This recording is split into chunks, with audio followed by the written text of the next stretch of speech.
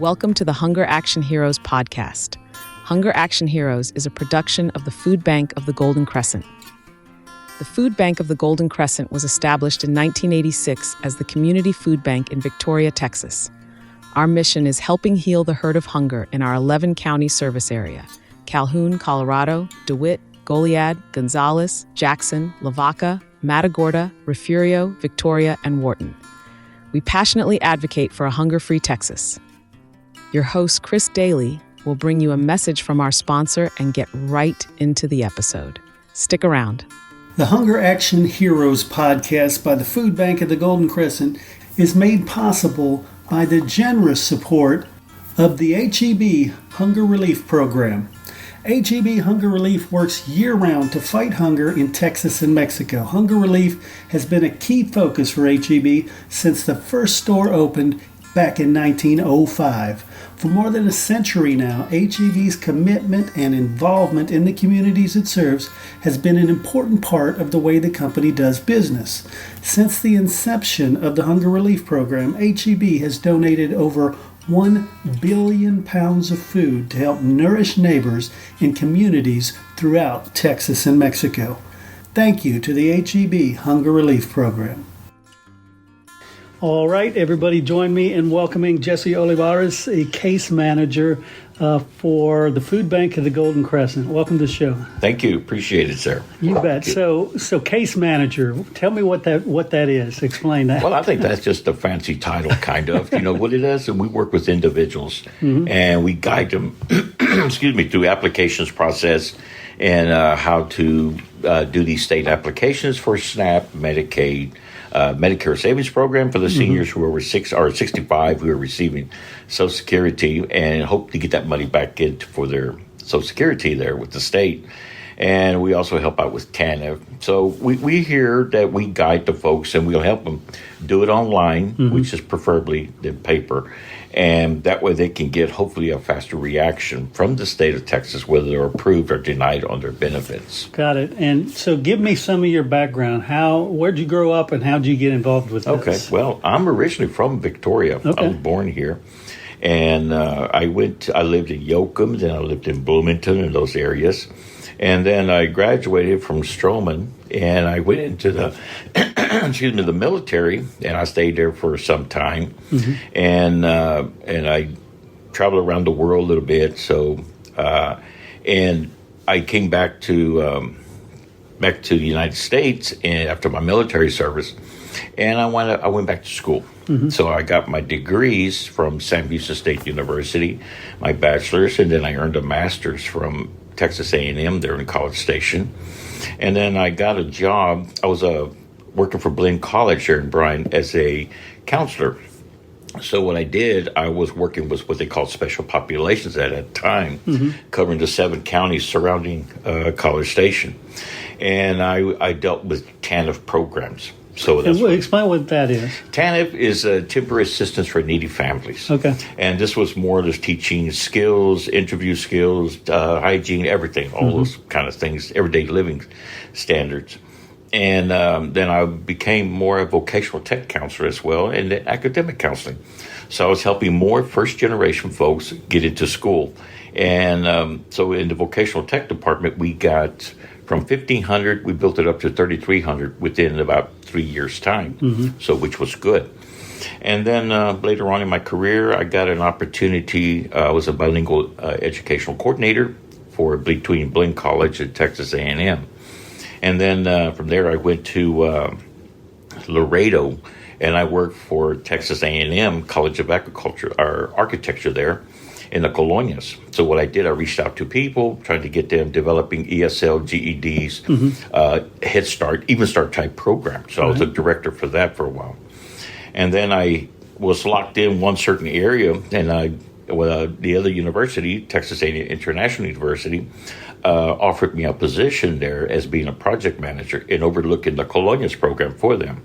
So I started stretching out from Edinburgh all the way up to El Paso, even into New Mexico, overseeing, working with a lot of these organizations.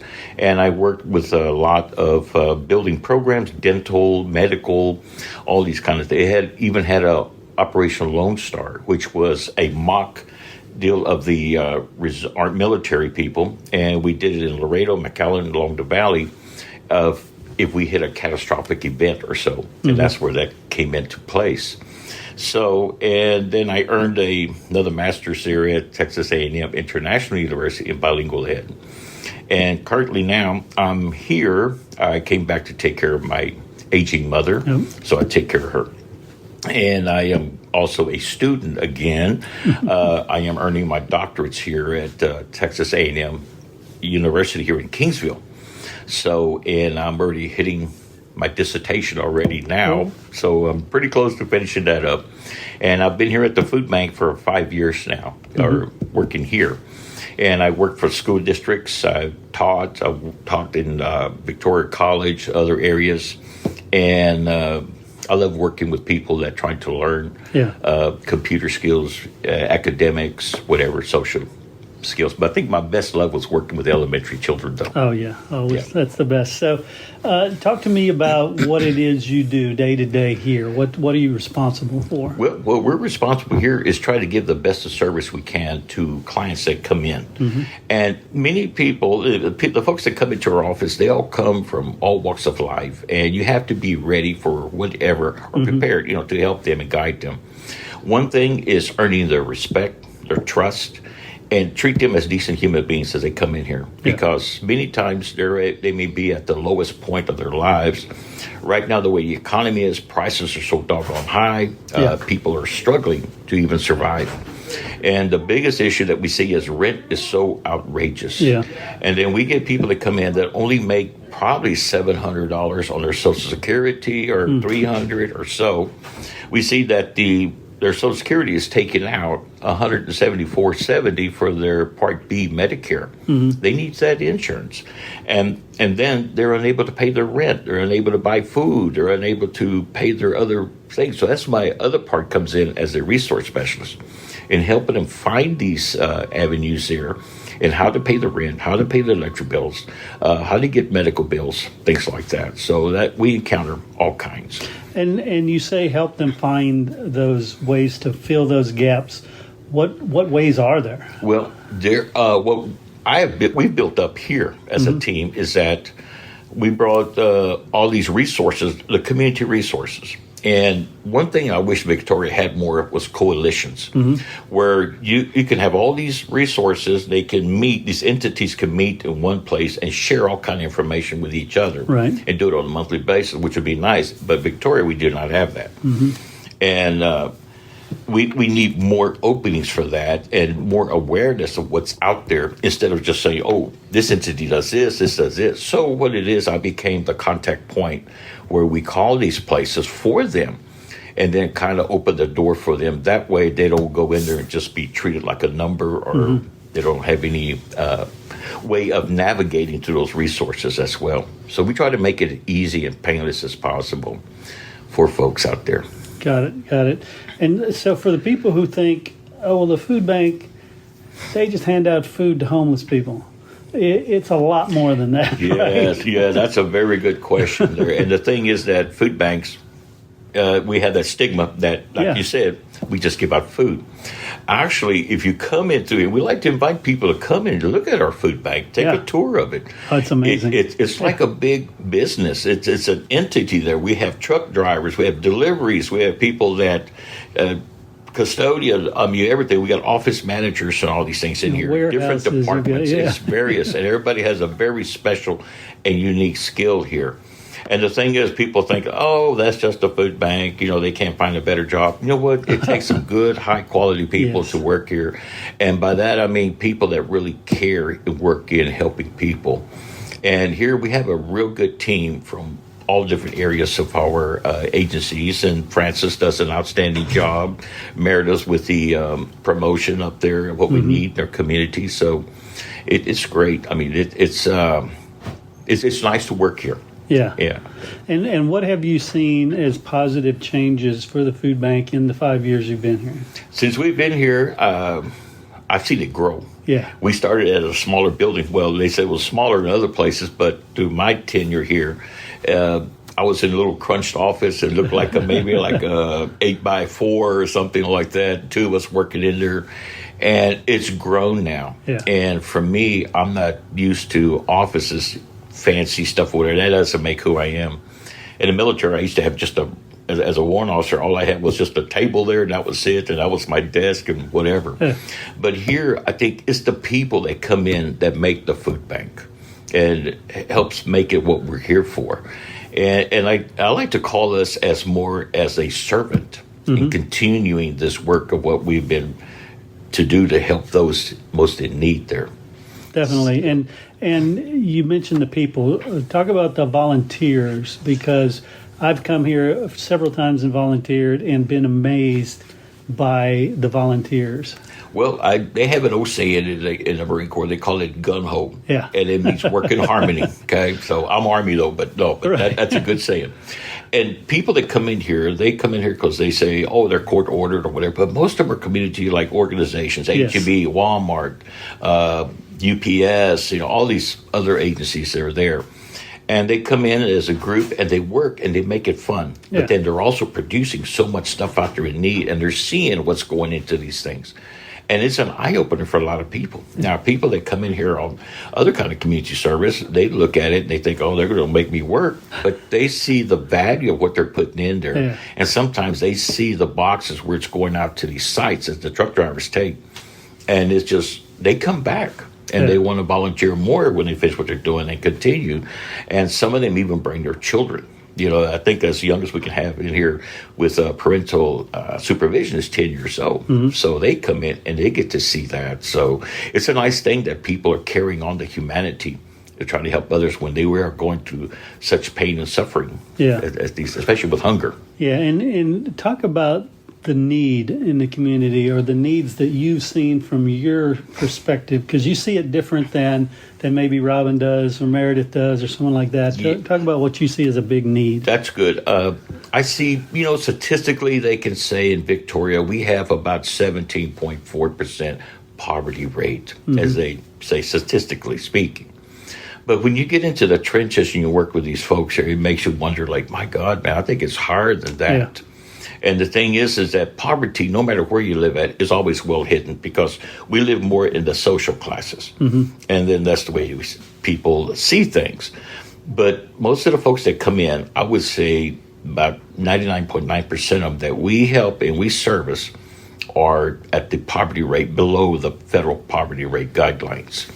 Now, we've had people come in here now through COVID and all these things that experiences that they were making six-digit figures at one time, or have these nice homes, $200,000 homes and all. But this hunger and these kind of famines can affect anybody, any walk of life. It does not discriminate on age, gender, or anything of the sort. Yeah, definitely. And so for somebody who thinks, I could probably use some of the services the food bank provides or the pantries provide, what do they do? How do they get started? Do they reach your department? Do they just call the main number? What's the procedure? Most of them usually come through Jared, our front-end person there, and then he directs them a lot of times.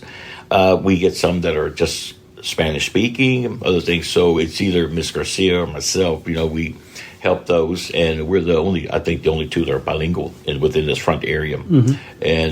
And Frances is also, but she's busy with other agencies. But we encounter the people like that. And what we do with the resources, they come in, and I have a sheet there already when they need resources. Here's where we go. Mm-hmm. And I guide them through this is what you need, highlight these things, and show them what's priority for them that they can get. But when they walk out of here, most of them all have at least 40 different agencies where they can call or go to. And then they always, when they come in and do applications, we tell them, well, here's a sheet here that tells you all the documents that you need as well.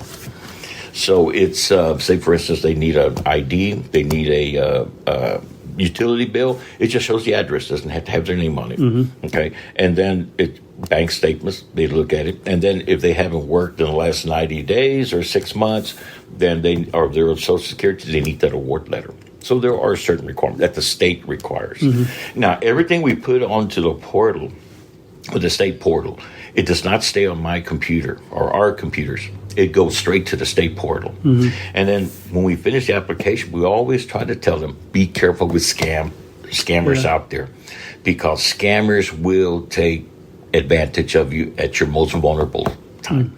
And we've already had that happen here several times. Matter of fact, I just had a gentleman a couple weeks ago came in and said, somebody called me, here's my bank account, here's my savings, and they want all this right here real quick. I said, who did that? I said, this guy said he was with the state. And they swindle people like that. So the state only contacts you by mail, pretty much. Everything will be in black and white for you. And if they do, we encourage them, come back and see me, come back and see us, or let's see what's going on. And we're able to look up their system most of the time and see what's there. And then we'll sit down personally with it and make that phone call to the case managers over there, whoever's looking at it, with the state. And then we work with them. And then we have them say, that's a scam. We don't ask for stuff like that. So we ask people to be very, very careful with these scam artists out there. Definitely. It's a big thing. Cool. Well, Jesse Olivarez, thank you so much for all that you're doing and for sitting down and sharing some of your story. Thank you, Chris, for your time. I appreciate it. I mean, it's something that's growing here, and Victoria widely needs it. It's a big need out there.